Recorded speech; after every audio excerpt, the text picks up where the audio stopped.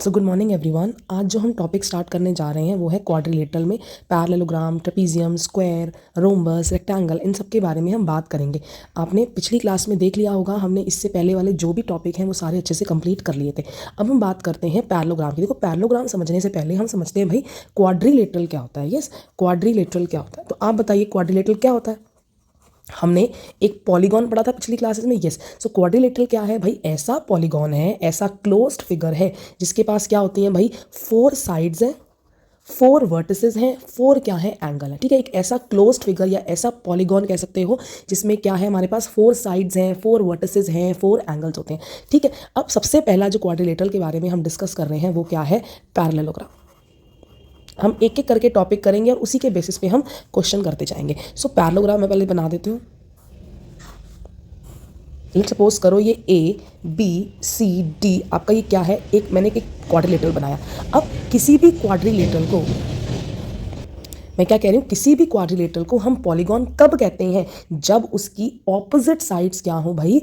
Parallel हो। Opposite sides क्या हो? देखो, आपको पता है ऑपोजिट साइड कौन सी है? एक तो ये ए बी है और एक ये सी डी है। ये दोनों आपस में क्या होनी चाहिए? पैरेलल। डेफिनेशन पैरेललोग्राम की यही होती है, ऐसा क्वाड्रिलेटरल जिसके अंदर दोनों पेयर ऑपोजिट साइड के क्या हो भाई? पैरेलल हो। अगर ये आपस में पैरेलल है तो ये भी आपस में क्या होनी चाहिए? पैरेलल। ये है पैरेलल का देखो सिंबल। ये डिस्टिंक्ट दिखाने के लिए, मतलब ये इसके पैरेलल है, ये इसके पैरेलल है, इसलिए 2 एरो यहाँ दिखाए, एक एरो यहाँ दिखा दिया। तो कोई भी क्वाड्रिलेटरल को हम पैरेललोग्राम कब कहेंगे? जब उसके ऑपोजिट साइड्स क्या हो भाई?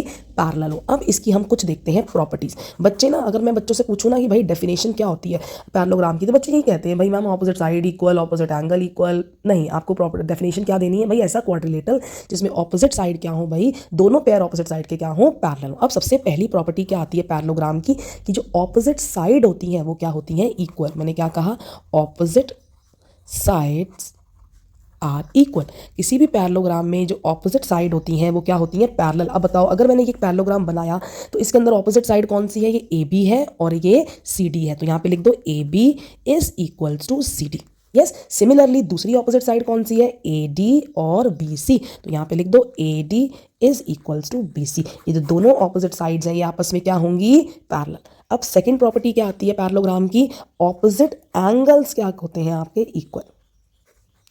Opposite angles are equal. किसी भी पैरेललोग्राम में जो ऑपोजिट एंगल्स होते हैं, सामने सामने वाले ऑपोजिट वाले एंगल्स क्या है भाई? इक्वल। मतलब angle A will be equals to कौन सा होगा? Angle C. Angle A will be equals to angle C. दूसरा क्या है? Angle B equals to angle D.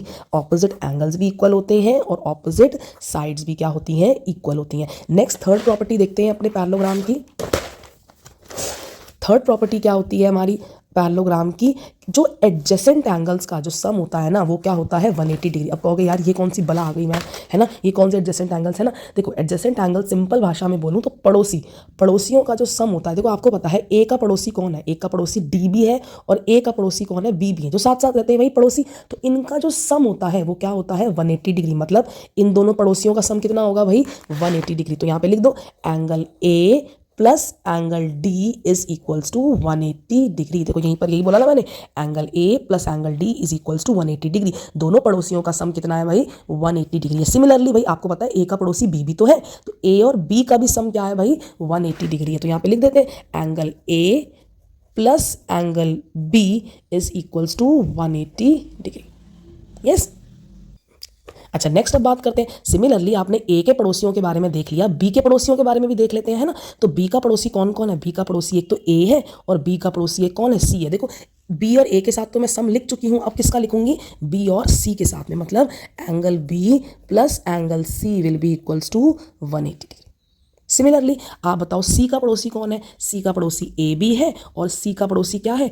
हाँ, सी का पड़ोसी एक तो बी भी है और सी का पड़ोसी एक तो डी भी है। सी का पड़ोसी बी है और सी का पड़ोसी डी है। देखो, सी और बी के साथ तो मैं लिख चुकी हूँ, अब किसके साथ लिखूंगी? सी और डी के साथ में। मतलब angle C plus angle D is equals to 180 degree. पड़ोसियों के साथ जो सम होता है वो क्या होता है? 180। अब पेपर में अगर रीजन लिखना होगा तो ये थोड़ी लिखोगे ब्रैकेट में कि पड़ोसियों के साथ सम क्या है? 180 डिग्री। ऐसा तो नहीं लिख सकते। तो इसका हम रीजन क्या देते हैं? Adjacent sum of adjacent angles, sum of adjacent angles in parallelogram is 180 degree, है ना। पड़ोसियों के साथ सम नहीं लिखते हम, क्या लिखते हैं, जो एडजेसेंट एंगल का जो सम होता है वो कितना होता है, 180 डिग्री। नेक्स्ट फोर्थ प्रॉपर्टी देखते हैं अपनी पैरेललोग्राम की। पहले जरा पैरेललोग्राम ना जरा यहाँ बना लेते हैं, मुझे बार बार वहाँ पे जाना पड़ रहा है, ठीक है। सो लेट सपोज करो मैंने एक पैरेललोग्राम बना लिया ABCD। यस, मैं क्या कर रही हूँ, मैं जरा ना इनके डायगोनल्स बना लेती हूँ। देखो कोई भी मैंने यहाँ पे क्या किया, इसके डायगोनल्स कितने होंगे, पैरेललोग्राम के पास 2 डायगोनल्स होंगे, तो ये सही से ना यहाँ पे ज्वाइन करेगा, और दूसरा डायगोनल क्या होगा, दूसरा डायगोनल होगा ये। लेट सपोज कर लो ये दोनों के दोनों क्या कर रहे हैं, मेरे इस O पॉइंट पे क्या कर रहे हैं, दूसरे को इंटरसेक्ट कर रहे हैं। सो पैरेललोग्राम की फोर्थ प्रॉपर्टी क्या होती है कि जो डायगोनल्स होते हैं ना वो क्या करते हैं, बाइसेक्ट ईच अदर। क्या प्रॉपर्टी होती है, डायगोनल्स बाइसेक्ट ईच अदर, ये आपकी दूसरी प्रॉपर्टी होती है। अब बताओ डायगोनल्स बाइसेक्ट ईच अदर, कहाँ बाइसेक्ट करते हैं भाई, एट O पॉइंट पर। मतलब इसका मतलब क्या है कि ये जो AO है, ये जो AO की लेंथ है भाई, जो ये AO है वो किसके बराबर होता है भाई, मेरा OC के बराबर होता है। ये जो AO है, ये जो AO बोलो या OA बोलो, बात एक ही होती है। जो ये OA है वो किसके इक्वल होता है, OC के इक्वल होता है। और दूसरा क्या होगा, ये जो OD है, ये जो OD है ये किसके इक्वल होता है, OB के इक्वल होता है। तो दूसरा क्या आ गया, OD is equals to OB। आपको ये 4 प्रॉपर्टीज याद रखनी है। पहली प्रॉपर्टी मैंने क्या कही कि opposite angles are equal, sorry जो भी, चलो ठीक है नेक्स्ट बोल लेते हैं उसको। दूसरी क्या होती है, ऑपोजिट साइड्स आर इक्वल। तीसरी प्रॉपर्टी क्या होती है, पड़ोसियों के साथ सम कितना होता है भाई, 180 डिग्री। एंड फोर्थ प्रॉपर्टी क्या होती है भाई, कि डायगोनल्स बाइसेक्ट ईच अदर। आपके जो डायगोनल्स हैं that means OA will be equals to OC और OB is equals to OD। जो इनकी लेंथ होंगी OA की, OC की या OB और OD की क्या होंगी, बराबर होंगी। आया समझ। अब इसी के बेसिस पे हम पैरेललोग्राम के कुछ क्वेश्चंस करेंगे, देन हम अपना नेक्स्ट स्टार्ट करेंगे करना, ठीक है। देखो प्रॉपर क्वेश्चंस कराने से पहले ना मैं आपको एक कॉन्सेप्ट समझाना चाहती हूँ जो आप 7th में पढ़कर आए हो, बट आई नो भाई 7th को पढ़े हुए भी 1 साल होने वाला है तो आप भूल गए होंगे। तो लेट्स पहले ना जरा ये प्रॉपर्टी एक डिस्कस कर लेते हैं। क्या डिस्कस करते हैं, 2 प्रॉपर्टी हैं जो आपको याद रखनी है, जो इसके अंदर यूज होंगी। क्या कि अगर मान लो कोई भी मेरे पास 2 लाइन्स है, यस 2 लाइन्स हैं और वो क्या है, आपस में पैरेलल है। क्या है, पैरेलल है। 2 लाइन्स हैं और आपस में क्या है, पैरेलल है। और ये मैंने एक लाइन बना दी, ये जो एक लाइन है जो क्या कर रही है, इन दोनों पैरेलल लाइन को काट रही है। इन दोनों लाइन्स को, दोनों पैरेलल लाइन्स को क्या कर रही है, काट रही है। इस लाइन को क्या कहते हैं, ट्रांसवर्सल कहते हैं। तो जब भी ऐसा हो, क्या हो, 2 हमारे पास पैरेलल लाइन्स हो और एक ट्रांसवर्सल जो दोनों लाइन्स को क्या कर रही हो, इंटरसेक्ट कर रही हो, तो यहाँ पे ना भाई कुछ एंगल बनते हैं जो आपस में क्या होते हैं, इक्वल। मतलब ये वाला जो एंगल होता है और जो ये वाला एंगल होता है ये आपस में क्या होते हैं, इक्वल होते हैं। अगर मैं मान लो इसको 1 कह रही हूँ, इसको 2 कह रही हूँ, तो एंगल 1 किसके इक्वल होता है, एंगल 2 के इक्वल होता है। रीजन हम देते हैं ऑल्टरनेट इंटीरियर एंगल, ठीक है। ये आपको याद रखना है कि अगर कोई भी 2 लाइन पैरेलल हैं तो जो ये वाला एंगल और ये वाला एंगल आपस में क्या होते हैं, इक्वल। किसी बच्चों को ना नहीं दिखते भाई मैम कौन सा इक्वल होगा, तो इसकी एक ना एक ट्रिक होती है। क्या, जहां पे आपको क्या बने, Z बनता दिखे। देखो यहाँ पे क्या आपको Z बनता दिख रहा है, ये देखो बनता दिख रहा है मेरे को, देखो ये Z बनता दिख रहा है आपको, ठीक है। तो ये वाला एंगल और ये वाला एंगल ये आपस में क्या होते हैं, देखो इक्वल। ये वाला, ये देखो Z बन रहा है, हाँ भाई बन रहा है, तो एंगल 1 और एंगल 2 आपस में क्या होंगे, इक्वल। रीजन क्या है, ऑल्टरनेट इंटीरियर एंगल। अब आप कहोगे मैम ये क्या कमाल करते हो आप, अगर ये वाले को आप बोल सकते हो तो क्या इन वालों को नहीं बोल सकते। मान लो मैंने इसको एंगल ले लिया 3 और इसको ले लिया 4, भाई यहाँ पे भी तो Z बन रहा है, चाहे उल्टा Z बन रहा है पर बन तो रहा है, ये देखो बन तो रहा है भाई, ये देखो बन रहा है Z, देखो है ना। तो सिमिलरली ये जो एंगल होते हैं अंदर अंदर वाले, ये वाले, ठीक है, ये आपस में क्या हो जाते हैं, इक्वल। सिमिलरली आप क्या कह सकते हो, angle 3 is equals to angle 4। Reason क्या है, ऑल्टरनेट इंटीरियर एंगल। ये देखो ये हम एंगल्स को इक्वल तभी कहते हैं जब मेरे पास लाइंस क्या हो, पैरेलल हो। ये कंडीशन है भाई क्या, कि लाइन को क्या होना चाहिए, पैरेलल होना चाहिए, हम तभी ही बात करेंगे, ठीक है। Angle 1 will be equals to angle 2 and angle 3 will be equals to angle 4। जहां Z बनता दिखे वहां पे हम ऑल्टरनेट का कॉन्सेप्ट लगा सकते हैं, ठीक है। अब बात करते हैं एक और कॉन्सेप्ट की, देन हम क्वेश्चन स्टार्ट करेंगे। आपके सिर्फ 2 ही कॉन्सेप्ट इसके अंदर यूज होंगे। सेकंड आपका कॉन्सेप्ट क्या है कि अगर मेरे पास 2 लाइंस क्या है, सेम पैरेलल है और ये क्या है, मेरे पास एक ट्रांसवर्सल है, तो जो ये वाला एंगल और जो ये वाला एंगल होता है ना, बिल्कुल साथ साथ वाले अंदर अंदर, ये 1 मान लो और इसको 2 मान लो, ये दोनों लाइंस क्या है, आपस में पैरेलल है। तो जो अंदर अंदर वाले एंगल्स होते हैं इनका सम कितना होता है भाई, 180 डिग्री होता है ना। अभी तो हम कौन से कर रहे थे, ये वाला और ये वाले की बात कर रहे थे जहां पे z बन रहा था, लेकिन अब दूसरे प्रॉपर्टी के बारे में हम क्या डिस्कस कर रहे हैं, जो अंदर अंदर वाले सेम साइड पर हो। यस, यहाँ पे तो डिफरेंट साइड पे थे, यहाँ क्या है, सेम साइड पर हो, तो उनका सम कितना होता है 180 डिग्री। अगर ये वाले साइड की आप कहोगे मैम बात कर रहे हो, तो ये कोई भाई है ना, ये कोई माड़ा थोड़ी है, इससे ही बात कर लेते हैं। ये एंगल 3 ले लिया, ये एंगल मान लो 4 ले लिया, तो इनका भी सम कितना होगा, angle 3 plus angle 4 will be equals to 180 degree. अब इसका रीजन क्या दोगे, इसका रीजन दोगे को इंटीरियर एंगल। को का मतलब क्या होता है, को मीन्स कॉन्जिक्यूटिव इंटीरियर एंगल।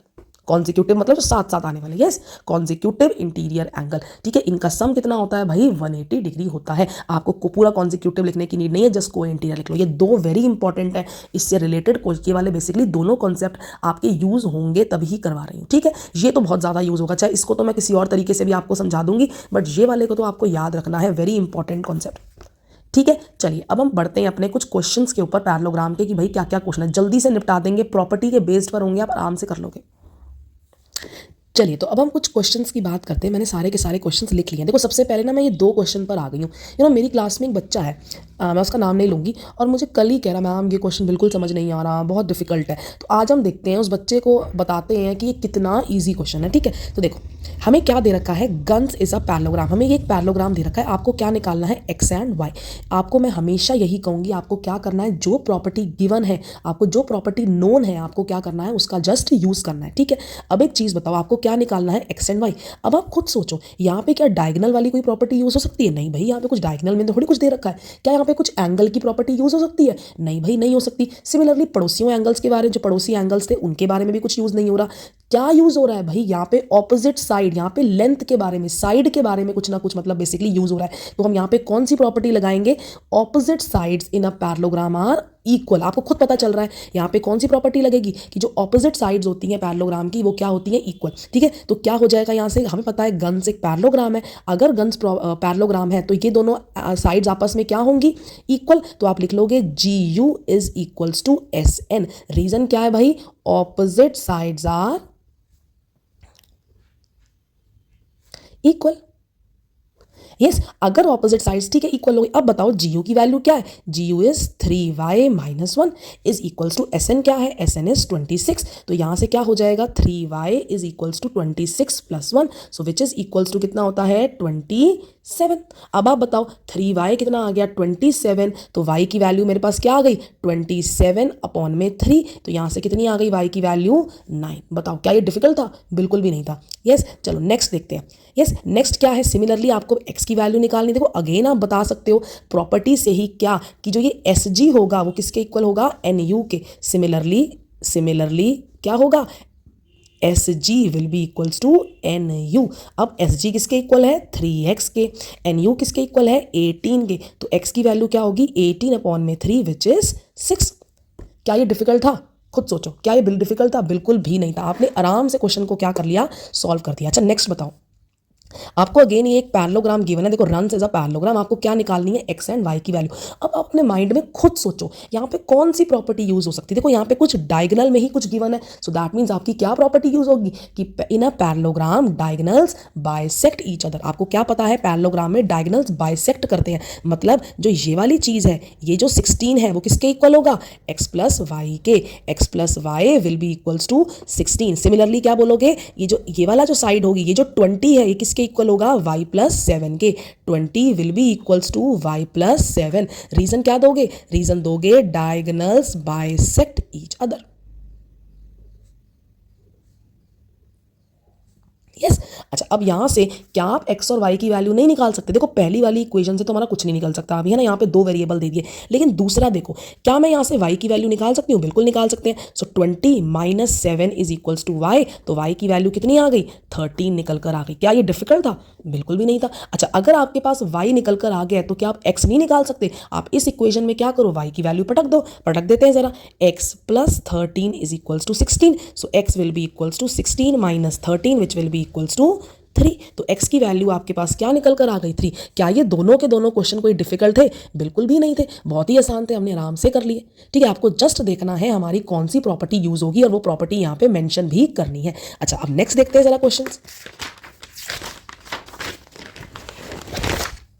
चलो पहला क्वेश्चन, अब पहले क्वेश्चन से स्टार्ट करते हैं, ठीक है। तो उस बच्चे को बताने के लिए मैंने वो करवा दिया था। चलो यहाँ पे आपको क्या बोला है, बेस्ट एक क्या है पैरेललोग्राम है। देखो गिवन देंगे चीज़ें, क्या ये क्या कौन सा फिगर है ये, है ना, ये बदर ये क्वाड्रिलेटरल जो पैरेललोग्राम है, कोई स्क्वायर दे रखा है, रेक्टेंगल दे रखा है, सब यहाँ पे गिवन देंगे। आपको क्या बताना है, एक्स वाई जेड की वैल्यू, एक्स ये रहा, वाई ये रहा और जेड ये रहा। अब आपको क्या यूज़ करना है, प्रॉपर्टी का ही यूज़। तुम्हें मैंने एक प्रॉपर्टी बताई थी, क्या बताई थी कि पैरेललोग्राम में ऑपोजिट एंगल्स क्या होते हैं, आपस में इक्वल। मतलब ये जो एक्स होगा और ये 100 ये आपस में क्या होंगे, इक्वल होंगे। रीजन क्या है, opposite angles are equal in a parallelogram. तो लिखोगे angle B will be equals to x, ठीक है। तो क्यों, रीजन क्या है भाई, रीजन क्या है, ऑपोजिट एंगल्स आर इक्वल। तो यहां से बताओ एक्स की वैल्यू क्या निकल के आ गई, 100 डिग्री। हो गया, 2 लाइन में क्वेश्चन कंप्लीट। नेक्स्ट बताओ, अच्छा अभी क्वेश्चन नहीं हुआ, मतलब एक पार्ट हो गया। नेक्स्ट देखो, अब आपको क्या करना है, लेट सपोज हम z निकालते हैं। अभी मैंने आपको समझाया क्या कि पैरेललोग्राम में पड़ोसियों का जो सम होता है, एडजेसेंट एंगल्स का जो सम होता है वो कितना होता है, 180 डिग्री होता है। मतलब 100 plus z will be equals to क्या होगा, 180 डिग्री। यहाँ पे लिखोगे 100 plus z will be equals to 180 degree. Reason क्या होगा, ये नहीं लिखना कि पड़ोसियों का सम 180 होता है, क्या लिखोगे, at sum of adjacent angles, sum of adjacent angles in a parallelogram is 180 degree. Yes, adjacent angles का जो सम है वो कितना होगा, 180 डिग्री होगा। तो यहां से z की वैल्यू कितनी आ जाएगी, 180 minus 100 which will be equals to 80 degree. आ गया निकल के आपका z भी। अब आपको क्या निकालना है, y। देखो y को निकालने के बहुत सारे तरीके हैं। पहला तरीका क्या है भाई, आपको पता है एक लाइन पर सारे एंगल्स का सम कितना होता है, 180 डिग्री होता है। तो आप क्या कह सकते हो, z plus y will be equals to 180 degree. Reason क्या है, लीनियर पेयर। यस, आप ये भी कॉन्सेप्ट यूज कर सकते हो, बट जो मैंने आपको अभी कॉन्सेप्ट करवाया मैं उसी का यूज करवाती हूँ। क्या, एक बात बताओ, क्या ये BT और ये SE मेरी आपस में पैरेलल है या नहीं है, क्या ये दोनों लाइन आपस में पैरेलल है। देखो आपको पता है ये एक पैरेललोग्राम है और पैरेललोग्राम की डेफिनेशन के अकॉर्डिंग जो ऑपोजिट साइड्स होती हैं वो क्या होती हैं, पैरेलल होती है। यस, तो मेरी BT और मेरी SE क्या है, दोनों पैरेलल है। अब ये खुद सोचो, ये जो BE है, ये जो BE है वो किसका काम कर रही है, आपका ट्रांसवर्सल का काम कर रही है। किसका कर रही है, ट्रांसवर्सल का। तो जो ये वाला एंगल होगा और जो ये वाला एंगल होगा, क्या वो आपस में इक्वल नहीं होंगे। आप खुद सोचो। आप यहाँ पे देखो, क्या यहाँ पे Z नहीं बन रहा, देखो मुझे बिल्कुल Z बनता दिख रहा है। देखो ये देखो, उल्टा Z बनता दिख रहा है आपको भी, उल्टा Z बनता है ना। तो ये वाला that means y will be equals to क्या होगा, 100 डिग्री होगा। रीजन क्या है, अभी बताया, रीजन क्या होता है, ऑल्टरनेट इंटीरियर एंगल। आपको पता है ये दोनों लाइंस क्या है, पैरेलल है। ये मेरी ट्रांसवर्सल का काम कर रही है, तो ये वाला एंगल, ये जो अंदर वाले एंगल हैं, ये वाला और ये वाला आपस में क्या होगा, इक्वल होगा। रीजन क्या है, ऑल्टरनेट इंटीरियर एंगल। तो आप यहाँ लिख दोगे y will be equals to 100 degree. Reason क्या है, ऑल्टरनेट इंटीरियर एंगल। आया समझ। आई होप आपको ये वाला क्वेश्चन अच्छे से समझ आ गया होगा। अब नेक्स्ट बात करते हैं क्वेश्चन की। क्या कहा है, रिंग इज अ पैरेललोग्राम। मेरे को एक रिंग दे रखा है, रिंग एक पैरेललोग्राम है, ठीक है। इफ इसको बोलते हैं, इसको प्रोनाउंस करते हैं मेजर ऑफ, नॉट प्रोनाउंस, इसको रीड करते हैं मेजर ऑफ एंगल आर। ये जो एंगल आर को, ये क्या है, इसका जो ये एंगल है कितना है, ये 70 डिग्री, ठीक है जी। आपको क्या करना है, बाकी सारे एंगल्स निकालने। देखो ये सबसे आसान क्वेश्चन है, आपको एक एंगल दे दिया, बाकी सारे एंगल्स निकालने। देखो कैसे निकालोगे, सबसे पहले आप यहाँ पे क्या बोल सकते हो, एंगल आर किसके इक्वल होगा, एंगल एन के। दोनों आपस में इक्वल होंगे। रीजन क्या है, ऑपोजिट एंगल्स आर इक्वल। तो यहां पे लिखोगे angle R will be equals to angle N. क्यों, ऑपोजिट एंगल्स आर इक्वल। तो यहां से मेरे पास एंगल एन कितना आ गया, 70 डिग्री आ गया। ये कितना आ गया, 70 डिग्री। अब एक और प्रॉपर्टी देखो, मैंने क्या बताया था, मैंने एक चीज, यस अच्छा अब बात करते हैं। मैंने आपको एक और प्रॉपर्टी करवाई थी। क्या प्रॉपर्टी करवाई थी, कि जो पड़ोसियों का सम होता है, जो एडजेसेंट एंगल्स का सम होता है वो कितना होता है, 180 डिग्री। मतलब पहले पता है आर का पड़ोसी जी भी है, आर का पड़ोसी ये आई भी है। तो ये angle R plus angle G कितना हो जाएगा, angle R plus angle G will be equals to 180 degree होगा। रीजन क्या होगा, reason is adjacent angles, sum of adjacent angles, sum of adjacent angles is in a parallelogram is 180 degree. Similarly आप एक और भी चीज लिख देना। तो यहाँ पे और एक चीज क्या लिख दोगे, angle R plus angle I will be also equals to 180 degree. Reason is same. तो यहां से क्या आप जी और आई नहीं निकाल सकते, भाई बिल्कुल निकाल सकते हैं। क्या हो जाएगा, देखो angle G will be equals to 180 minus R की वैल्यू क्या थी, आर इज 70, तो 180 minus 70 is 110। Similarly angle I कितना आ जाएगा, एंगल आई इज 180 माइनस में 70 विच इज 110। तो यहां से आपका क्या आ गया, एंगल जी भी आ गया, एंगल आई भी आ गया और एंगल एन भी आ गया। आया समझ। यस, आप इसके अंदर और एक तरीका भी इस्तेमाल कर सकते थे। क्या इस्तेमाल कर सकते थे कि जब आपने बोल दिया कि इन दोनों पड़ोसियों का सम क्या है, 180 है, तो यहां से एंगल जी कितना आ गया, 110 आ गया। तो आपको दोबारा ये वाली प्रॉपर्टी यूज करने की नीड नहीं थी। आप क्या बोल सकते थे कि angle G will be equals to angle I होगा। क्यों होगा, ऑपोजिट एंगल्स आर इक्वल। आप ऐसे भी कर सकते थे। तो ऐसा कोई जरूरी नहीं होता कि एक क्वेश्चन को करने के केवल एक ही तरीका होता है। आप बहुत तरीके से क्वेश्चन को सॉल्व कर सकते हैं। आया समझ। अब बात करते हैं अपने नेक्स्ट क्वेश्चन की। चलो नेक्स्ट अब क्वेश्चन की बात करते हैं। क्या कहा है, हेल्प इज अ पैरेललोग्राम। ठीक है भाई, मुझे हेल्प एक पैरेललोग्राम दे रखा है। ओ ई कितना दिया है मुझे, 4 सेंटीमीटर। देखो ओ ई कहाँ है, ओ ई मेरी क्या है, ये 4 सेंटीमीटर। ठीक है भाई, और तुम्हें क्या बोला है, एंड एच एल, जो मेरी एच एल है वो क्या है, 5 ज़्यादा है, 5 मोर है। किससे भाई, पीई से। एच एल क्या है, देखो पहले इसी स्टेटमेंट को हम जरा लिख लेते हैं। इसी स्टेटमेंट को लिख लेते हैं। क्या है कि जो मेरा एच एल है, जो मेरा एच एल है वो क्या है, 5 ज़्यादा है। 5 ज़्यादा है किससे, मेरी पीई से 5 ज़्यादा है। अब अगर आपको एच एल निकालना है तो पहले आपको क्या फाइंड करना पड़ेगा, पीई फाइंड करना पड़ेगा। क्या हम पीई निकाल सकते हैं, आप खुद सोचो। देखो मुझे पता है एक पैरेललोग्राम में जो डायगोनल्स होते हैं वो क्या करते हैं, बाइसेक्ट करते हैं। तो अगर मेरा ओ ई 4 है तो मेरा ओ पी भी कितना हो जाएगा, मेरा 4 हो जाएगा। यस, आप लिखोगे O E will be equals to O P. Reason क्या है, डायगोनल्स बाइसेक्ट ईच अदर। अब आपके पास ओ ई भी आ गई, आपके पास ओ पी भी आ गई है, तो क्या आप पीई नहीं बता सकते। पीई क्या होगा, पीई इज 4 + 4, पीई मेरे पास आ गया 8 सेंटीमीटर।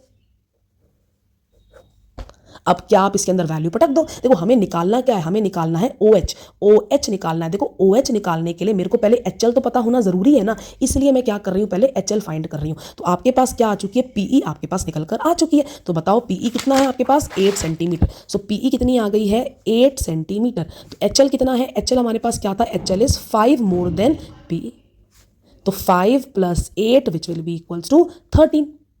तो एच एल कितना आ गया आपके पास, 13 सेंटीमीटर। अच्छा एच एल कितना आ गया, एच एल निकल कर आ गया 13 सेंटीमीटर। देखो अभी मैंने आपको एक चीज़ बताई थी। क्या चीज़ बताई थी कि एक पैरेललोग्राम में डायगोनल्स क्या करते हैं, बाइसेक्ट करते हैं। मतलब ये जो ओ एच है वो किसके इक्वल होगा, ओ एल के इक्वल होगा। मतलब ये जो ओ एच है वो क्या है, ओ एल के क्या है, इक्वल है। तो मतलब अगर मेरे पास पूरा का पूरा 13 है, पूरा का पूरा 13 है, तो ये क्या हो जाएगा, मेरे पास 13 का हाफ हो जाएगा। ये भी 13 का हाफ, ये भी 13/2। यस, तो मेरे पास ओ एच कितना निकल के आ जाएगा, O H will be equals to 13/2, तो which will be equals to 6.5 centimetre.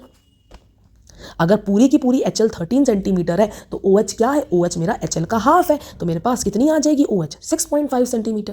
देखो जो क्वेश्चन था मैंने उसका यूज़ करा, मुझे कोई क्वेश्चन रट्टे तो नहीं पड़े हुए। यस, इसके बाद ये स्टेप करना है, इसके बाद ये स्टेप करना है, मैं अपने आप करती जा रही हूँ, मुझसे क्वेश्चन होते जा रहा है। आप भी ऐसे ही करेंगे। अच्छा नेक्स्ट देखो, नेक्स्ट क्या कहा है, given A B C D is a parallelogram. ठीक है भाई, ए बी सी डी क्या है, मेरे पास एक पैरेललोग्राम है। आपको क्या निकालना है, एक्स वाई जेड। अरे आप कहोगे मैम ये तो हमने अभी करा। तुम्हें पता है एक पैरेललोग्राम में ऑपोजिट साइड्स क्या होती हैं, सॉरी ऑपोजिट एंगल्स क्या होते हैं, इक्वल। तो एंगल बी किसके इक्वल होगा, वाई के। Angle B will be equals to y. Reason क्या है, ऑपोजिट एंगल्स आर इक्वल।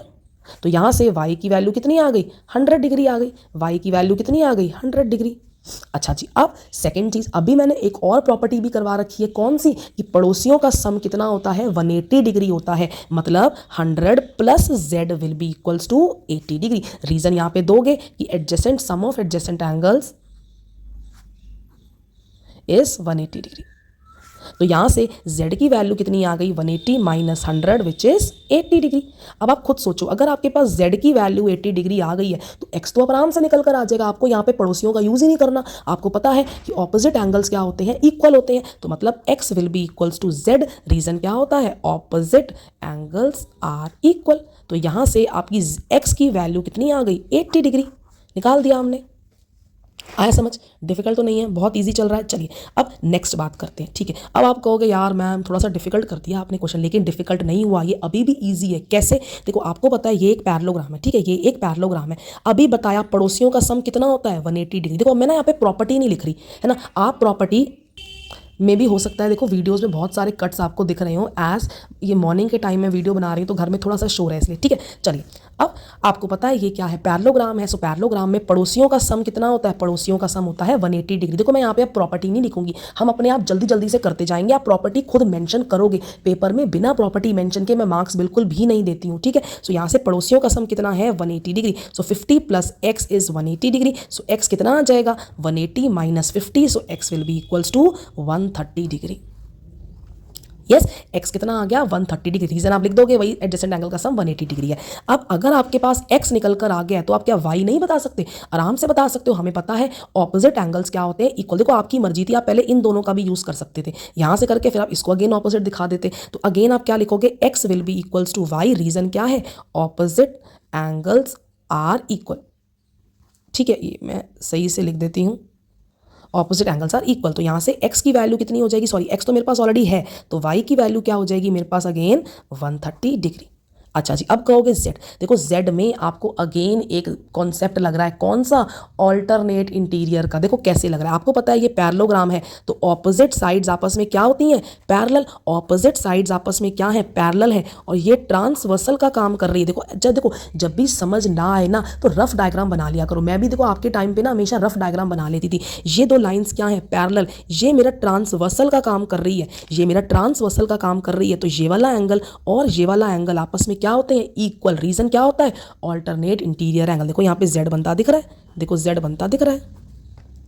जहां z बनता दिख जाए वहां आप ऑल्टरनेट का कॉन्सेप्ट यूज कर लोगे, लेकिन लाइंस पैरेलल होनी चाहिए। तो आप क्या कह दोगे, y will be equals to z। Reason क्या है, ऑल्टरनेट इंटीरियर एंगल। तो यहां से आपकी z की वैल्यू अगेन कितनी आ जाएगी 130 डिग्री। आया समझ, यस एवरीवन। चलिए अब बढ़ते हैं अपने नेक्स्ट क्वेश्चन पे। चलो यहाँ पे भी सेम आपको ये एक पैरेललोग्राम गिवन है, आपको क्या करना है, एक्स वाई जेड की वैल्यू निकालनी है। देखो सबसे पहले देखो एक्स निकालना तो बहुत ही आसान है, आपको पता है ये 90 डिग्री का सिंबल है, यस। तो ये दोनों आपस में एंगल क्या हो जाते हैं, जब दो लाइनें आपस में काट रही हो तो ये वाला एंगल और ये वाला एंगल आपस में इक्वल होता है। रीजन क्या होता है, वर्टिकली अपोजिट एंगल। तो x will be equals to 90 degree. Reason क्या है, वर्टिकली ऑपोजिट एंगल्स। तो यहां से x की वैल्यू कितनी आ गई 90 डिग्री आ गई, ठीक है जी। अब एक चीज बताओ, ये x कितना आ गया 90 डिग्री। अब एक चीज बताओ, आपने एक कॉन्सेप्ट पढ़ा होगा क्या, कि एक ट्राइंगल में तीनों एंगल्स का सम कितना होता है 180 डिग्री होता है। एक ट्राइंगल में तीनों एंगल का सम कितना होता है 180 डिग्री होता है। देखो इस ट्राइंगल में मैं इसको शेड कर देती हूँ, ये वाले ट्राइंगल में आपको दो एंगल्स गिवन है, तो क्या आप तीसरा एंगल नहीं निकाल सकते by using angle sum property, बिल्कुल निकाल सकते हैं। क्या लिखोगे, y plus x plus 30 will be equals to 180 degree. Reason क्या दोगे, angle sum property of a triangle, ठीक है। एक ट्राइंगल की हम एंगल सम प्रॉपर्टी बता रहे हैं। तो यहाँ से y की वैल्यू कितनी है, y की वैल्यू मुझे निकालनी है, x की वैल्यू 90 आई है, प्लस 30 इज इक्वल्स टू 180। तो y will be equals to 180 minus 120 which is 60 degree.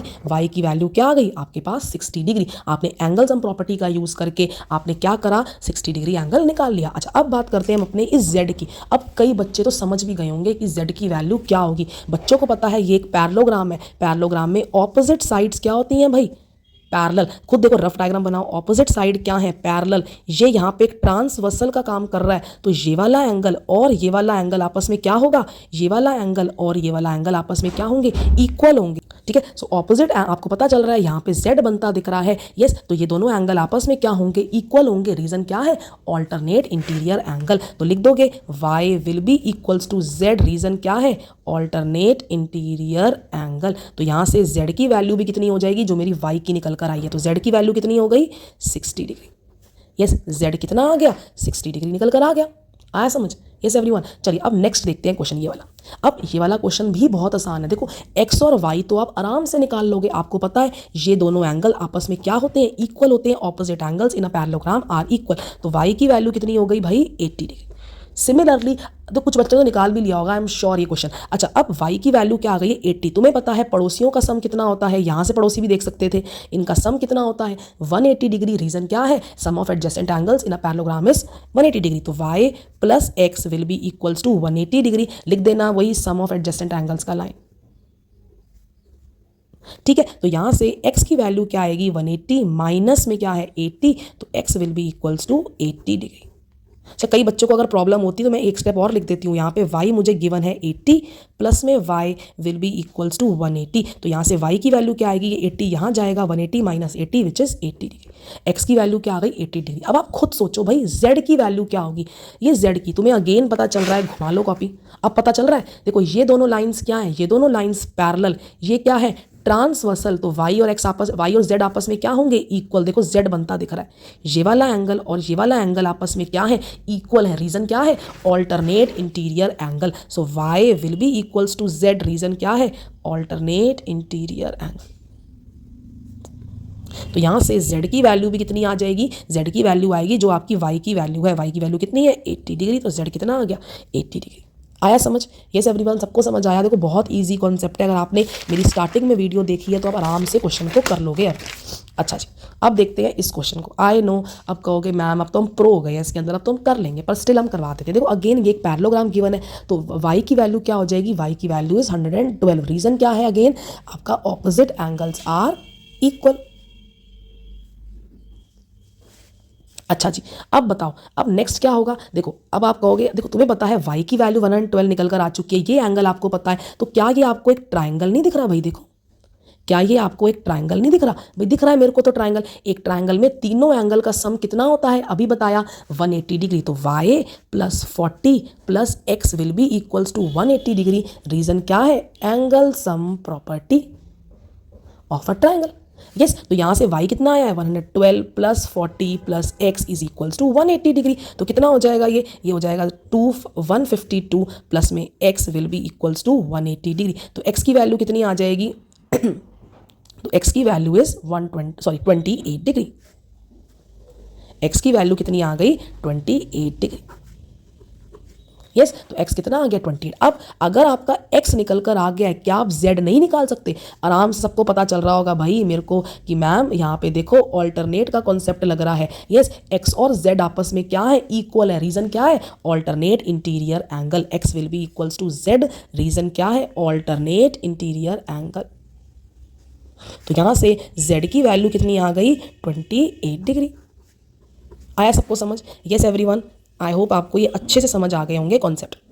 चलिए अब बात करते हैं अपने नेक्स्ट क्वेश्चन की। नेक्स्ट क्वेश्चन क्या है, two adjacent angles of a parallelogram have equal major. जो दो एडजेसेंट एंगल्स है ना, उनका क्या है, इक्वल मेजर है, मतलब दोनों जो एंगल्स हैं वो क्या है, बराबर है। देखो जब भी क्वेश्चन समझ ना आए ना, डायग्राम बना लिया करो। मान लो मैंने ये क्या किया, एक पैरेललोग्राम बना लिया, ठीक है। क्या कह रहा है, इसके अंदर जो एडजेसेंट एंगल्स है ना, कोई भी दो एडजेसेंट एंगल्स हैं वो क्या है, आपस में इक्वल है। तो लेट्स सपोज करो मैंने एडजेसेंट एंगल एक तो ये ले लिया और ये ले लिया, ये दोनों आपस में क्या है, इक्वल है। मान लो मैंने इसको x ले लिया तो ये भी क्या हो जाएगा, x हो जाएगा। आपको बताना क्या है, find the measure of each angle of parallelogram. आपको मेजर बताना है हर एक एंगल पैरेललोग्राम का। भाई कर लेंगे। देखो आपको गिवन दे रखा है कि ये दोनों का जो मेजर है, ये जो एडजेसेंट एंगल्स का जो मेजर है, ये क्या है, आपस में इक्वल है। तो मान लो मैंने दोनों को क्या ले लिया, x ले लिया। तो आपको अभी मैंने बताया क्या कि पड़ोसियों का सम, एडजेसेंट एंगल्स का सम क्या होता है, 180 degree. So x plus x will be equals to 180 degree. Reason वही दे देना, सम ऑफ एडजेसेंट एंगल्स का। तो यहां से 2x will be equals to 180। तो x कितना होगा, 180 अपॉन 2 विच इज 90 डिग्री। तो ये भी x कितना आ गया, 90, ये भी x कितना आ गया, 90। अब आपको सिर्फ ये नहीं बताने एंगल्स, पहले लेट्स सपोज करो इसको हम नाम दे देते हैं ABCD।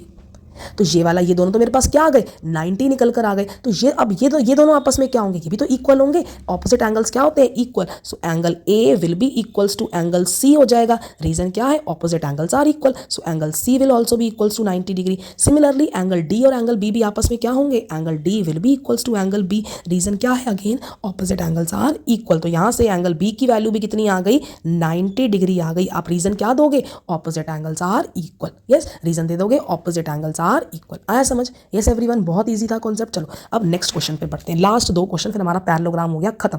क्या दे रखा है, the measure of two adjacent angles of a parallelogram are in the ratio 3:2 और find the measure of the each angles of the parallelogram। देखो मैं इसका सिर्फ कॉन्सेप्ट समझा रही हूँ, बाकी आप करोगे। क्या कहा है कि एक पैरेललोग्राम है, उसमें जो एडजेसेंट एंगल्स का ना आपको यहाँ पे वैल्यू नहीं दे रखी, आपको रेशियो में दे रखा है।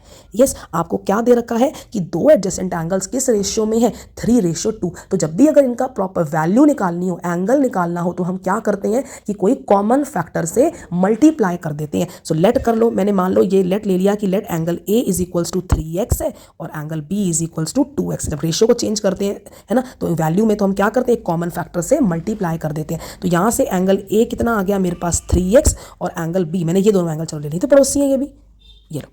अब तुम्हें पता है कॉन्सेप्ट क्या, angle A plus angle B will be equals to, यहाँ लिख देते हैं angle A plus angle B will be equals to 180 degree. Reason आपको पता है, एडजेसेंट एंगल्स का सम कितना होता है 180। तो यहाँ से एंगल ए मेरे पास कितना था 3x था, एंगल बी कितना था 2x था, is equals to 180 degree. So 5x will be equals to 180 degree.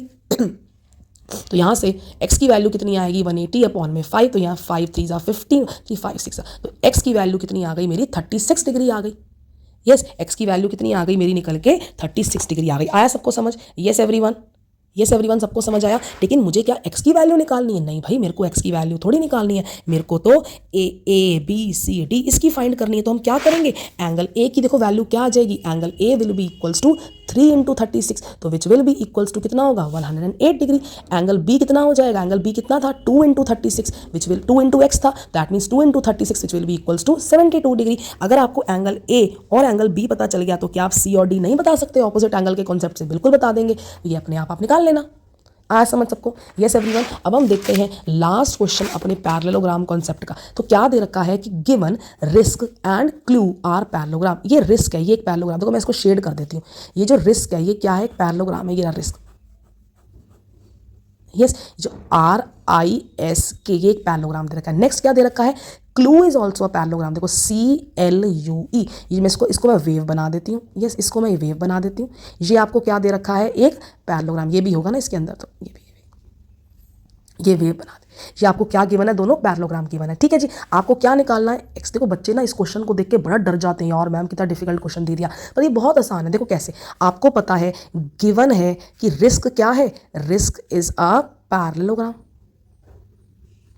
अगर रिस्क क्या है, एक पैरेललोग्राम है, तो क्या ऑपोजिट एंगल्स इक्वल होंगे नहीं होंगे? एंगल के क्या एंगल इस एक मिनट आर, मैंने लगता है मैंने वो चीज़ें, हाँ ठीक है, नहीं ये वाला इसके अंदर नहीं आएगा, ये वेव में आएगा। I am sorry, CLUE R, ये वाला कहीं पे भी नहीं आ रहा, छोड़ इसको, ये नहीं लेना, सॉरी, RISK CLUE, ये वाला कहीं नहीं आ रहा। ठीक है, इसको मत लेने लग जाना। यस, अच्छा जी, अब देखो यहाँ पे क्या कह रहे हैं, रिस्क क्या है, एक पैरेललोग्राम है। तो अगर ये मेरा K 120 डिग्री है, तो क्या मेरे पास ये वाला एंगल 120 डिग्री नहीं होगा? आप बताइए, क्या एंगल I मेरे पास 120 डिग्री नहीं होगा? बिल्कुल होगा। Angle K will be equals to angle I होगा। रीजन क्या, ऑपोजिट एंगल्स आर इक्वल। तो यहाँ से एंगल I कितना आ गया मेरे पास 120 डिग्री। ठीक है, सिमिलरली मैं यहाँ पे 120 डिग्री लिख देती हूँ। सिमिलरली एक बात बताओ, आपको पता है CLUE, ये अगर एक पैरेललोग्राम है तो ऑपोजिट एंगल्स अगेन क्या होते हैं, इक्वल। तो अगर ये 70 है तो ये क्या, ये एंगल E वाला एंगल 70 डिग्री नहीं होगा? बिल्कुल होगा। क्यों, ऑपोजिट एंगल्स आर इक्वल। तो सिमिलरली क्या लिखोगे, similarly angle L will be equals to angle E। क्यों, ऑपोजिट एंगल्स आर इक्वल। तो यहां से एंगल E कितना आ गया आपके पास, 70 डिग्री निकल कर आ गया। अब आप कहोगे मैम यहाँ तो हमें x निकालना था, इसका क्या यूज़ हुआ? देखो हुआ यूज़ कैसे, देखो मुझे पता है ये एक पैरेललोग्राम है, रिस्क एक पैरेललोग्राम है, ये मेरा एक ट्रांसवर्सल है, तो ये वाला एंगल और ये वाला एंगल आपस में इक्वल होगा नहीं होगा? अगर ये वाला 120 डिग्री है तो मेरे पास क्या ये वाला एंगल, ये देखो क्या ये वाला एंगल आपस में इक्वल होगा नहीं होगा? देखो आपको पता है, देखो यहाँ पे z बनता दिख रहा होगा, ये देखो z,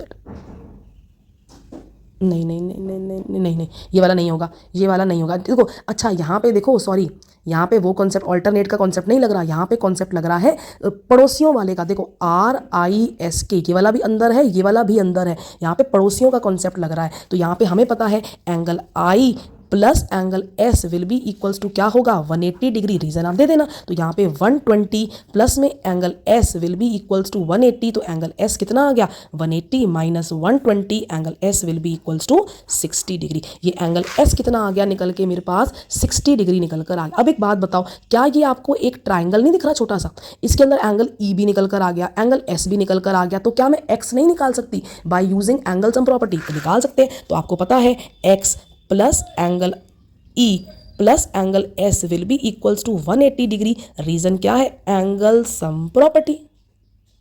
तो यहाँ से x प्लस एंगल E कितना था 70 प्लस एंगल S कितना था 60 is equals to 180. So x plus 130 will be equals to 180. तो x will be equals to 50 degree. तो आपका x कितना निकल कर आ गया 50 डिग्री. देखो बिल्कुल ईजी था, कोई डिफिकल्ट तो था नहीं. कोई देखो मैं यहाँ पे कोई रट्टे मार कर तो आई नहीं, मुझे भी चीज़ें देखनी पड़ती हैं कि भाई क्या है. तो इसलिए ऑल्टरनेट का कॉन्सेप्ट यहाँ पे नहीं लगेगा, यहाँ पे क्या लगेगा, पड़ोसियों वाला कॉन्सेप्ट लगेगा. आया समझ सबको पैरेललोग्राम? आई होप आप सबको क्लियर हो गया होगा.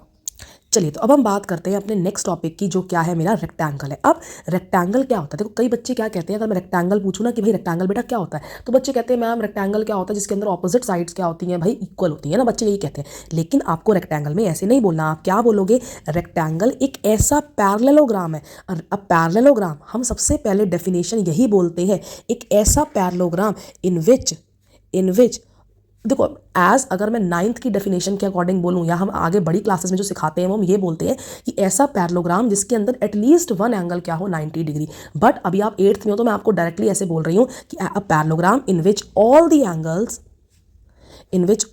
Angles are 90 degree. आप यही लर्न करो. एक ऐसा पैरेललोग्राम जिसके अंदर सारे के सारे एंगल्स क्या हो जाए 90 डिग्री के इक्वल हो जाए, तो वो मेरा क्या कहलाता है, रेक्टेंगल कहलाता है. मान लो ये ABCD है, यस, और इसके अंदर सारे के सारे क्या हैं, ये मेरे पास 90 डिग्री है. यस, एक ऐसा पैरेललोग्राम, अगर ये एक पैरेललोग्राम है, यस ABCD क्या है, एक पैरेललोग्राम है, और अगर सारे के सारे एंगल क्या हो 90 डिग्री हो, तो वो क्या कहलाता है, मेरा रेक्टेंगल कहलाता है. हर एक रेक्टेंगल अपने आप में क्या होता है, एक पैरेललोग्राम होता है. अगर आपसे कोई ट्रू फॉल्स में पूछे क्या every rectangle is a parallelogram, अगर आपसे पूछे every rectangle is a parallelogram, तो आप कहोगे भाई ट्रू, बिल्कुल डेफिनेशन के अकॉर्डिंग तो यही है, रेक्टेंगल क्या है, ऐसा पैरेललोग्राम. तो हर एक रेक्टेंगल भाई पैरेललोग्राम तो होता है. लेकिन अगर आपसे पूछ लें क्या हर एक पैरेललोग्राम रेक्टेंगल है, अगर आपसे पूछूं every parallelogram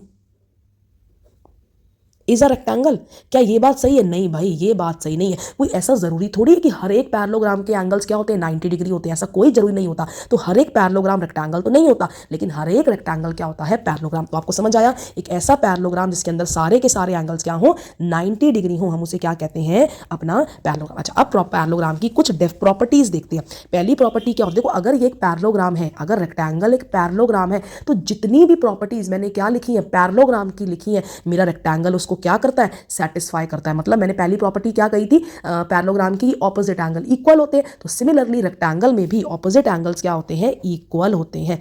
opposite angle are equal, ठीक है. इसलिए हम कहते हैं कि रेक्टेंगल में opposite angle side sorry opposite angles की जगह मैं अभी साइड बोल रही हूँ, है ना. ऑपोजिट साइड्स आर इक्वल, तभी हम कहते हैं कि ऑपोजिट साइड इक्वल है, क्योंकि रेक्टेंगल अपने आप में क्या होता है, एक पैरेललोग्राम होता है. दूसरी प्रॉपर्टी क्या होती है, ऑपोजिट एंगल भी इक्वल होते हैं. देखो आपको तो खुद पता चल रहा है, ये तो सारे के सारे 90 है, तो ऑपोजिट एंगल तो है ही भाई इक्वल. यस, दूसरी प्रॉपर्टी क्या है, ऑपोजिट एंगल इक्वल, पर वो मैं यहाँ पे नहीं लिखती, इसलिए लिखती कि भाई सारे ही 90 है, तो ऑपोजिट एंगल तो इक्वल है ही है ना. अच्छा, दूसरी जो मेन प्रॉपर्टी है वो क्या है, वेरी इंपॉर्टेंट, कि रेक्टेंगल में जो डायगोनल्स होते हैं वो आपस में क्या होते हैं, इक्वल. अच्छा, क्या एक चीज बताओ, मैंने अभी आपको कहा कि जो पैरेललोग्राम की प्रॉपर्टी थी वो रेक्टेंगल सेटिस्फाई करता है, तो क्या मेरा रेक्टेंगल डायगोनल्स को बाइसेक्ट करेगा? भाई बिल्कुल करेगा. मतलब मेरा ये, सॉरी सही नहीं बनाया, मैं सही बना देती हूँ, ये लो ये सही बनाती है, हटा.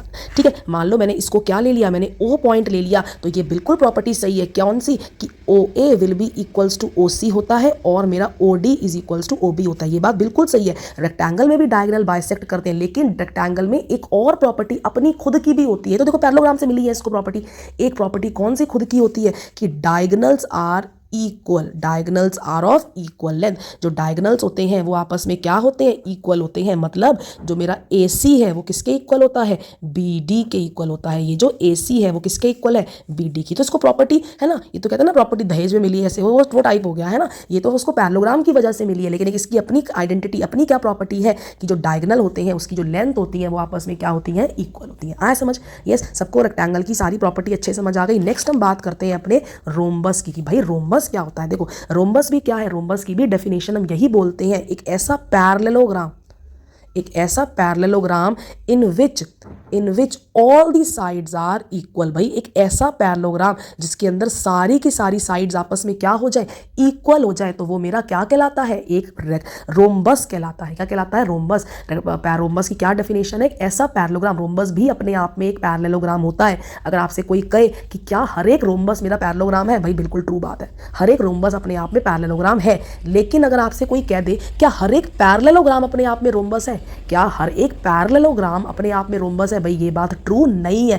क्यों भाई, हर एक पैरेललोग्राम में कोई जरूरी थोड़ी है कि ऑपोजिट सारी की सारी साइड्स इक्वल हो, भाई कोई जरूरी नहीं होता। तो इसलिए ये स्टेटमेंट क्या हो जाएगी कि every parallelogram is a rhombus, ये हो जाएगी फॉल्स। लेकिन बात सही कौन सी है, every rhombus is a parallelogram, ये बिल्कुल ट्रू बात है। ठीक है, अच्छा आपके अंदर क्या समझ आया आपको कि हर एक ऐसा पैरेललोग्राम जिसमें सारी की सारी साइड्स क्या हो जाए, इक्वल, वो मेरा क्या होता है, रोम्बस। मैं जरा रोम्बस बना देती हूँ। ठीक है, ये मेरा क्या है, रोम्बस, जिसके अंदर सारी की सारी साइड्स आपस में क्या है, इक्वल है। मान लो मैंने इसको ए लिखा, बी लिखा, सी लिखा और डी लिखा। देखो सेम इसको वही दहेज में प्रॉपर्टी पैरेललोग्राम की सारी मिलेंगी। कौन कौन सी मिलेंगी भाई, ऑपोजिट साइड्स इक्वल। देखो अगर सारी की सारी साइड्स इक्वल है तो हम इसकी बात ही नहीं करते हैं ऑपोजिट साइड की। जब सारी की सारी साइड इक्वल है तो ऑपोजिट साइड तो ऑटोमेटिकली इक्वल हो गई। ऑपोजिट साइड भी इसको इक्वल मिली है दहेज में। और कौन सी मिली है, ऑपोजिट एंगल्स भी इक्वल मिले हैं पैरेललोग्राम की वजह से। और कौन सी मिली कि डायगोनल्स बाइसेक्ट ईच अदर, ये भी इसको क्या मिली है, दहेज में मिली है कि डायगोनल्स क्या करते हैं, सही से बनाया नहीं, डायगोनल्स क्या करते हैं, बाइसेक्ट करते हैं। मतलब ये इसके इक्वल है, ये वाला इसके इक्वल है। अब इसकी अपनी भी तो कोई आइडेंटिटी होगी, अपनी भी तो कोई प्रॉपर्टी होगी जो क्या होती है, वेरी इंपॉर्टेंट, क्या कि डायगोनल्स बाइसेक्ट तो करते हैं बट साथ में क्या करते हैं, 90 डिग्री का भी एंगल बनाते हैं सेंटर पे। यहां पे जो ये एंगल बनता है ये क्या होता है, 90 डिग्री का होता है। इसमें रेक्टेंगल जैसी कोई प्रॉपर्टी नहीं होती कि डायगोनल्स इक्वल है, नहीं भाई, यहाँ पे डायगोनल्स इक्वल नहीं होते रोम्बस में, पर क्या होता है, डायगोनल्स परपेंडिकुलर बाइसेक्टर होते हैं। मतलब यहाँ पे जो बीच में जो एंगल बनाते हैं वो क्या बनाते हैं, 90 डिग्री का बनाते हैं। आए समझ, रोम्बस क्या होता है, एक ऐसा पैरेललोग्राम जिसमें सारी की सारी साइड्स इक्वल है। और इसकी एक और प्रॉपर्टी क्या होती है, जो मेन प्रॉपर्टी, अपनी प्रॉपर्टी, क्या कि the diagonals of a rhombus are perpendicular bisector, are perpendicular bisector, मतलब बाइसेक्ट तो कर रहे हैं बट साथ साथ 90 डिग्री का भी यहां पे सेंटर पे एंगल बना रहे हैं। Are the perpendicular bisector of each other. ठीक है, ये अपनी इसकी खुद की प्रॉपर्टी है। अच्छा अब हम बात करते हैं काइट की। देखो मैंने काइट इसलिए लिया क्योंकि आपको देखो बच्चे, मैं ना छोटी क्लास में जब पढ़ाती हूँ ना तो वो बच्चे मुझे कहते हैं कि काइट और रोम्बस को ना बच्चे सेम ही समझते हैं, इसलिए मैंने साथ साथ ले लिया। देखो काइट होती क्या है, देखो काइट एक आपको मेन चीज़ याद रखनी है भाई, काइट मेरी कभी भी पैरेललोग्राम नहीं होती। मैं काइट को ये नहीं कहती कि भाई एक ऐसा पैरेललोग्राम है, नहीं भाई, काइट को हम क्वाड्रिलेटरल कहते हैं। डेफिनेशन में हम कभी नहीं बोलते कि भाई काइट क्या है, एक पैरेललोग्राम है, नहीं भाई, हम क्या कहते हैं, एक ऐसा quadrilateral, a quadrilateral in which two pair of consecutive sides are equal। आप समझते हैं इसका मतलब है क्या, एक ऐसा काइट क्या होता है, एक ऐसा क्वाड्रिलेटरल होता है जिसके अंदर दो पेयर कॉन्जिक्यूटिव साइड्स के वो क्या होते हैं, इक्वल। जैसे मैंने मान लो यहाँ पे क्या लिया, मैंने एक काइट बना दी, यस मैंने क्या बनाई, एक काइट बना दी। देखो यहाँ पे क्या कहता है, कोई भी दो पेयर कॉन्जिक्यूटिव साइड के वो क्या होते हैं, इक्वल। मान लो मैंने ये ले लिया, ये कॉन्जिक्यूटिव है, साथ साथ पड़ोसी, ये दोनों आपस में इक्वल है और ये दोनों आपस में क्या होते हैं, इक्वल होते हैं। ठीक है, सो काइट में क्या होता है, दो पेयर कोई भी कॉन्जिक्यूटिव साइड के, ये दोनों आपस में इक्वल है, ये दोनों आपस में इक्वल है, ये दोनों आपस में इक्वल नहीं है। सो काइट क्या होगा, जिसके अंदर कॉन्जिक्यूटिव साइड का जो दो पेयर है वो क्या होते हैं, इक्वल। मैंने कह दी ये दोनों आपस में इक्वल है और ये दोनों आपस में इक्वल है। ऐसा कोई जरूरी नहीं है ये दोनों लेने होते हैं, आप डायग्राम और भी तरीके से बना सकते हो जिसके अंदर ये दोनों इक्वल है और ये दोनों इक्वल है। ठीक है, सो ये क्या है आपका एक काइट। आया समझ सबको। अच्छा काइट के अंदर और भी प्रॉपर्टीज होती हैं जो आपके लेकिन सिलेबस में नहीं है बट मैं बता देती हूँ, क्या कि काइट में ना एक डायगोनल क्या करता है, सिर्फ बाइसेक्ट होता है। मतलब एक ऐसा डायगोनल होता है जो इक्वल पार्ट में डिवाइड होता है। जैसे अगर मैं आपको यहाँ बना के दिखाऊं तो ये अगर मान लो मेरा ओ है तो ये दोनों सिर्फ आपस में क्या है, इक्वल है। दूसरा वाला पार्ट क्या होता है, आपस में इक्वल नहीं होता। अगर आपको नहीं भी याद रखना अभी चाहे मत रखो याद, आगे आपको अपने आप पता चल जाएगा। सिमिलरली और एक प्रॉपर्टी भी होती है, देखो यहाँ पे कोई ऑपोजिट एंगल्स के मैंने नहीं बोल रही कि ये पैरेललोग्राम ही नहीं है तो उसको दहेज में कैसे मिलेंगी प्रॉपर्टीज। तो ऑपोजिट एंगल्स तो यहाँ पे इक्वल नहीं होते, लेकिन एक ऑपोजिट एंगल का पेयर इक्वल होता है। कौन सा, ये वाला और ये वाला, मतलब ये दोनों आपस में क्या होते हैं, एक ऑपोजिट एंगल का भाई पेयर सिर्फ इक्वल होता है, बाकी दोनों इक्वल नहीं होते। सिमिलरली काइट में क्या होता है, एक डायगोनल एक तो बाइसेक्ट करता है और एक ही क्या होता है, ऑपोजिट एंगल इक्वल होता है। ठीक है, दोनों नहीं होते क्योंकि ये पैरेललोग्राम अपने आप में नहीं है। ठीक है, अच्छा अब कई बच्चे मुझसे पूछते हैं क्या मैम सारी की सारी काइट रोम्बस होंगी, ऑल काइट्स आर रोम्बस। भाई मैंने क्या कहा, काइट में क्या सारे के सारी जो काइट्स रोम्बस है, आपको पता है अगर रोम्बस बनना है काइट को तो सारी की सारी साइड्स आपस में क्या होनी चाहिए, इक्वल होनी चाहिए। क्या सारी की सारी साइड आपस में इक्वल है, नहीं भाई, तो all kites are rhombus is false, सारी की सारी काइट रोम्बस नहीं होती। लेकिन अगर आपको क्वेश्चन में दे दे क्या सारे के सारे रोम्बस काइट होते हैं, बताओ, देखो आपको खुद पता चल रहा है, देखो कॉन्जिक्यूटिव, क्या ये दोनों आपस में इक्वल है, हाँ भाई है, क्या ये दोनों आपस में इक्वल है, हाँ भाई है, कॉन्जिक्यूटिव साइड तो इक्वल है ही है, तो मतलब सारे के सारे रोम्बस भाई काइट तो होते हैं, बट सारी की सारी काइट क्या होती है, रोम्बस नहीं होती है, आपको याद रखना है। आया समझ सबको? यस एवरीवन, काइट और रोम्बस। अच्छा अब हम नेक्स्ट बढ़ते हैं अपने, अब दो चीजें रह गई हैं, एक मेरी स्क्वायर रह गया है और एक मेरे पास क्या रह गया, ट्रेपीजियम। देखो स्क्वायर क्या होता है, मैं स्क्वायर को ना हमेशा पता है क्या बुलाती हूँ, आर स्क्वायर बुलाती हूँ ऑलवेज। ये आर स्क्वायर इसलिए बुलाती हूँ क्योंकि जो स्क्वायर है वो रोम्बस, यस मैं अपने स्क्वायर को आर स्क्वायर पता है क्यों बुलाती हूँ कि स्क्वायर जो होता है ना रोम्बस की प्रॉपर्टीज भी सेटिस्फाई करता है, रेक्टेंगल की भी करता है, प्लस में क्या होता है मेरा पैरेललोग्राम की भी। मतलब आपने जितनी भी प्रॉपर्टी पैरेललोग्राम की पढ़ी, रोम्बस की पढ़ी, रेक्टेंगल की पढ़ी, वो सब की सब क्या आती हैं, अपनी स्क्वायर में आ जाती है। मतलब स्क्वायर को तो तीन तीन भाई दहेज में चीज़ें मिल रही हैं, किस किस की, पैरेललोग्राम की भी, रोम्बस की भी और रेक्टेंगल की भी। तो स्क्वायर क्या होता है भाई, एक ऐसा पैरेललोग्राम, सेम यही चीज़ बोल रही हूँ, एक ऐसा पैरेललोग्राम जिसके अंदर क्या क्या होगा जल्दी बताओ, जिसके अंदर एक तो सारी की सारी साइड्स आपस में इक्वल होंगी, ऑल साइड्स इक्वल होंगी, रोम्बस से दहेज में मिला, और रेक्टेंगल से क्या दहेज में मिला, सारे के सारे एंगल्स भी आपस में क्या होंगे, इक्वल होंगे, मतलब 90 डिग्री के होंगे। तो स्क्वायर की डेफिनेशन क्या होती है, एक ऐसा parallelogram in which all the sides are equal and all the angles are also equal. तो यहां पे लिख देती हूं, a parallelogram in which all the sides and all the angles are equal। ठीक है, सारे के सारी पैरेललोग्राम, सारे के सारे स्क्वायर में सारी की सारी साइड, सारी के सारे एंगल्स आपस में क्या होते हैं, इक्वल। अब जो भी तीनों की प्रॉपर्टीज थी वो क्या मिलेंगी, स्क्वायर को दहेज मिलेंगी। कौन कौन सी, क्या ऑपोजिट साइड इक्वल है, भाई सारी इक्वल है तो ऑपोजिट साइड की क्या ही बात करेंगे। क्या ऑपोजिट एंगल इक्वल है, हाँ भाई इक्वल है, सब सारे के सारे एंगल ही इक्वल है तो ऑपोजिट एंगल की क्या बात करें। दूसरी क्या होती है, तीसरी क्या आती है भाई, डायगोनल्स बाइसेक्ट ईच अदर। भाई ये भी बिल्कुल ट्रू होता है, डायगोनल्स क्या करते हैं, इसको बाइसेक्ट करते हैं, मतलब OA will be equals to OC, OD will be equals to OB। अब ये पैरेललोग्राम की सारी दहेज में मिल गई। और अब रोम्बस की क्या क्या दहेज में मिलती हैं, रोम्बस की देखो, रोम्बस में ये सब तो होती हैं, और एक और कौन सी साथ में होती है कि मेरे डायगोनल्स 90 डिग्री पर क्या करते हैं, बाइसेक्ट करते हैं। ये एंगल यहाँ पे जो बनता है वो क्या होता है, 90 डिग्री होता है। तो स्क्वायर को रोम्बस की ये वाली दहेज में प्रॉपर्टी मिली। दूसरी रेक्टेंगल की एक और दहेज में मिली है, कौन सी भाई, डायगोनल आपस में क्या है, इक्वल है, तो मतलब यहाँ पे AC will be equals to BD होता है। ये किसकी वजह से मिली, रेक्टेंगल की वजह से मिली। मतलब स्क्वायर में क्या क्या होता है, डायगोनल्स बाइसेक्ट भी करते हैं, डायगोनल्स इक्वल भी होते हैं, और साथ में डायगोनल्स यहाँ पे सेंटर पे 90 डिग्री का भी एंगल बनाते हैं। ठीक है, और बाकी सारी प्रॉपर्टीज तो पैरेललोग्राम से मिली ही है। तो आया समझ आपको स्क्वायर अच्छे से? यस एवरीवन, आई होप आपको स्क्वायर अच्छे से समझ आ गया होगा। अच्छा नेक्स्ट अब हम बात करते हैं अपने ट्रेपीजियम की, लास्ट, देन हमारा चैप्टर एंड होने वाला है बस 10 मिनट में। अच्छा अब ट्रेपीजियम देखो क्या होता है, ट्रेपीजियम को भी सेम मैं क्या कहती हूँ, एक ऐसा क्वाड्रिलेटरल। देखो ट्रेपीजियम भी कोई भाई वो नहीं होता, अगर आप कहो तो पैरेललोग्राम भाई। तो ट्रेपीजियम की डेफिनेशन क्या होती है, एक ऐसा क्वाड्रिलेटरल जिसके अंदर सिर्फ एक पेयर पैरेलल, एक पेयर क्या होता है भाई, पैरेलल होता है। सो लिखो अ quadrilateral in which one pair of opposite sides is parallel. एक पेयर सिर्फ ऑपोजिट साइड का क्या होता है, पैरेलल। मतलब मैंने क्या किया, मान लो मैंने ये एक पैरेललोग्राम बना रही हूँ, ठीक है, मैंने क्या लिया, ये A, ये B, ये C, ये D, एक पेयर कोई भी, ये मान लो ये आपस में क्या है, सिर्फ पैरेलल है। एक पेयर, पैरेललोग्राम में क्या होता है, दोनों ऑपोजिट साइड के पेयर पैरेलल होते हैं, बट ट्रेपीजियम में क्या होता है, एक ऐसा क्वाड्रिलेटरल है जिसके अंदर क्या होता है, सिर्फ एक पेयर ऑपोजिट साइड का क्या होता है, पैरेलल होता है। आया समझ सबको? यस। अब इसके ऊपर ना एक प्रॉपर्टी हम देख लेते हैं ट्रेपीजियम की। क्या, देखो मैंने आपको अभी इसी क्लास में एक प्रॉपर्टी करवाई थी, क्या कि अगर दो लाइंस ऑल्टरनेट के बाद करवाई थी, क्या करवाई थी, अगर दो लाइंस मेरी पैरेलल हैं, ये मेरा ट्रांसवर्सल का काम कर रहा है, तो अंदर अंदर वाले एंगल्स का सम कितना होता है, 180 डिग्री होता है। रीजन बोला था कॉन्जिक्यूटिव इंटीरियर एंगल, को इंटीरियर एंगल। तो पैरेललोग्राम में भी क्या होता है, जो मेरे पास जो पड़ोसी एंगल्स होते हैं, जो मतलब साथ साथ वाले एंगल्स होते हैं, अंदर अंदर वाले एंगल्स होते हैं, उनका सम कितना होता है, 180 डिग्री होता है। मतलब ये angle A plus angle D,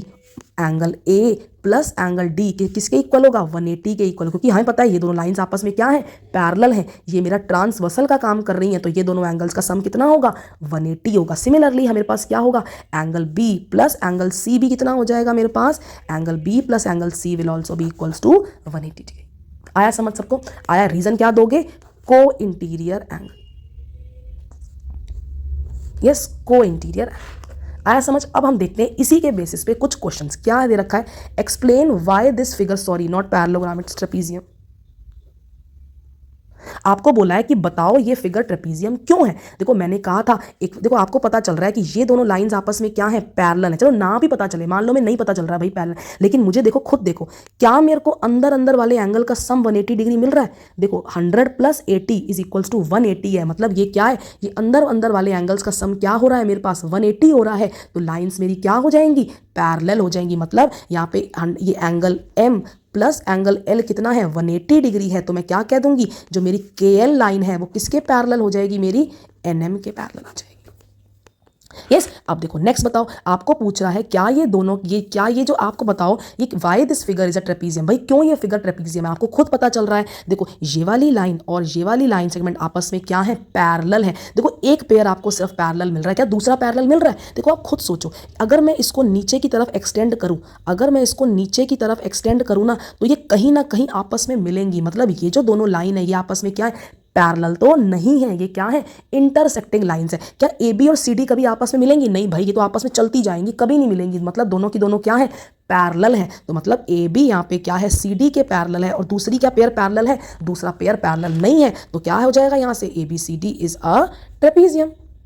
आपको पता चल रहा है कि भाई एक पेयर तो मेरे पास पैरेलल है, दूसरा पेयर पैरेलल नहीं है। तो मतलब यहाँ से क्या हो जाएगा मेरे पास, ये ए बी सी डी क्या है, एक मेरे पास ट्रेपीजियम। अच्छा अब ये बताओ, आपसे पूछा है कि क्या ये मेरे पास पैरेलल है, ये बताओ कौन सी लाइन आपस में पैरेलल। देखो हमें यहाँ पे ये 90 दे रखा है, ये आपको 130 दे रखा है। आप खुद बताओ 90 प्लस 130 का सम क्या कभी 180 के इक्वल होता है, भाई नहीं होता इक्वल। तो क्या ये दोनों लाइंस आपस में पैरेलल होंगी, भाई नहीं होंगी। और आपको वैसे ही पता चल रहा है, जब मैं इसको आगे की तरफ एक्सटेंड करूँ, ये लो भाई कर दिया, इसको भी आगे की तरफ एक्सटेंड करूँ, देखो ये आपस में कहीं ना कहीं जाके आगे मिलेंगी। मतलब ये दोनों लाइंस तो आपस में पैरेलल नहीं है। तो कौन सी पैरेलल है, ये मेरी आर क्यू और मेरी एस पी आपस में क्या है, R Q is parallel to S P है। आपको एक पेयर सिर्फ ऑपोजिट साइड का ये पैरेलल मिल रहा है, दूसरा पैरेलल नहीं मिल रहा। So therefore P Q R S क्या हो जाएगा, is a parallel, sorry trapezium, sorry मैं क्यों पता नहीं पैरेललोग्राम लिख रही हूँ, पी क्यू आर एस क्या हो जाएगा, आपका ट्रेपीजियम हो जाएगा। आप खुद पता चल रहा है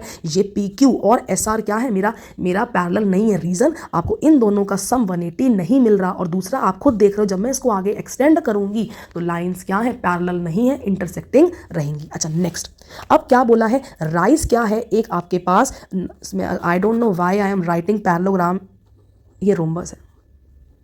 चलो राइज क्या है, एक रोम्बस है। ये फिगर आपको क्या दे रखा है, रोम्बस दे रखा है, तो आपको क्या निकालना है, एक्स वाई जेड। देखो अभी मैंने बताया रोम्बस अपने आप में क्या होता है, एक पैरेललोग्राम होता है। और आपको पता है पैरेललोग्राम में जो डायगोनल्स होते हैं वो क्या करते हैं, बाइसेक्ट करते हैं। दहेज में मिली है, तो अगर ये ओ सी मेरे पास 12 है तो ओ वाई कितनी हो जाएगी, ओ वाई भी तो 12 होगी। डायगोनल्स क्या कर रहे हैं, बाइसेक्ट कर रहे हैं। लिखोगे ओ सी इज इक्वल्स टू मेरे पास क्या होगा, ओ आर होगा।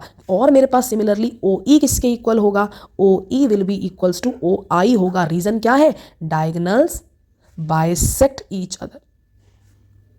तो यहां से ओ सी कितनी थी, 12 थी, ओ आर कितनी थी, वाई थी। मतलब वाई कितना आ गया, 12 आ गया। और ओ ई कितनी थी, ओ ई थी एक्स, और ओ आई थी मेरे पास 5। तो एक्स की वैल्यू कितनी आ गई मेरे पास निकल के 5 आ गई, सिंपल। अच्छा नेक्स्ट क्वेश्चन देखते हैं। अब क्या कहा है, गिवन रेंट इज देखो मैंने अगेन गलती कर दी, यस अगेन कामना मैम आपने गलती कर दी है। रेंट क्या है, एक रेक्टेंगल है। ये क्या दे रखा है, रेंट एक रेक्टेंगल दे रखा है। आपको क्या निकालना है, एक्स। बच्चे इस क्वेश्चन को ना बड़ा डिफिकल्ट समझते हैं, और मैम बड़ा डिफिकल्ट क्वेश्चन दे दिया। देखो अभी ये मुझे एक चीज़ बताओ, रेंट अगर एक रेक्टेंगल है, मुझे पता है रेक्टेंगल की अपनी एक प्रॉपर्टी होती है डायगोनल की, क्या कि रेक्टेंगल में डायगोनल्स आपस में क्या होते हैं, इक्वल होते हैं। So diagonals in a rectangle are equal. Rectangle में जो डायगोनल होते हैं वो आपस में क्या होते हैं, इक्वल होते हैं। तो यहाँ से आर एस किसके इक्वल हो जाएगा, ये जो आर एस है किसके इक्वल हो जाएगा, टी ई के इक्वल हो जाएगा।